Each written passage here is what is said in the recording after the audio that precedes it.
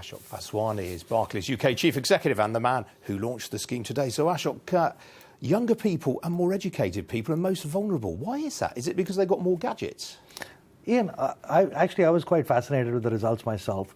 And I think what it is about is that the more you get digitally active, the less, you become much more blasé about it, right? And the less kind of precautions you take. And that's what this is really about. This is about saying, hey, the bad guys are out there. Together, we can fight to beat them. So older customers far more digitally savvy? Not necessarily. The use of digital is much more with youngsters, but they also are less careful about how they use digital. Right. Now, you're spending £10 million on this. Where's that money going to go? So the whole idea is to raise a bunch of awareness. The first thing is you take a quiz to understand how you are on the safety index, so to speak. I tried it. I was hopeless at it. Yeah. Proves the point, right, of the research. And then the question is just making you aware. The interesting thing is it's actually quite simple. I mean, if you just take 3 or 4 simple steps, right, you can get much more safe. Make sure your passwords are not your first name with your birth date and stuff like that. Make sure you don't share your passwords. Don't allow somebody else to take over your computer. Really, really pretty simple stuff which can help all of us win. Now, you've said you want businesses and the public and the police to all work together to combat cyber fraud. I mean, how much information do the banks actually share on cyber fraud right now? Well, we work very closely with the police and the Met. We're working closely under things like the BBA, where the banks get together to tackle fraud. Fraud is a big issue, and all of us need to get together to defeat the bad guys.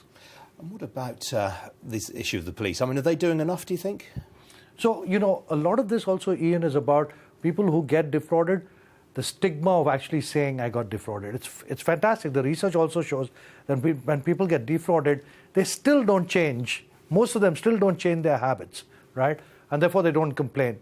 But we've had a very, very good relationship with the police and the banks kind of coming together to kind of fight this issue.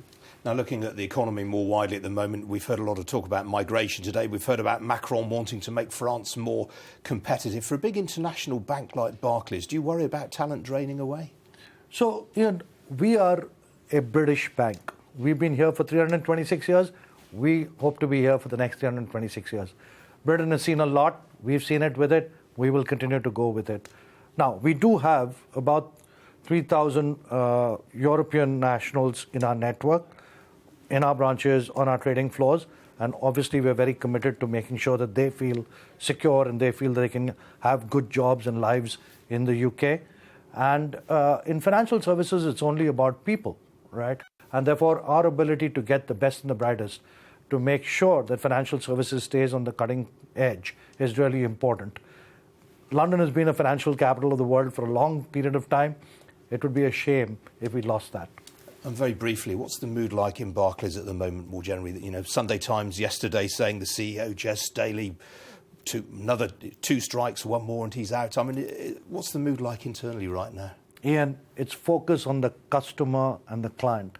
If you focus on the customer and the client, everything else will fall into place, right?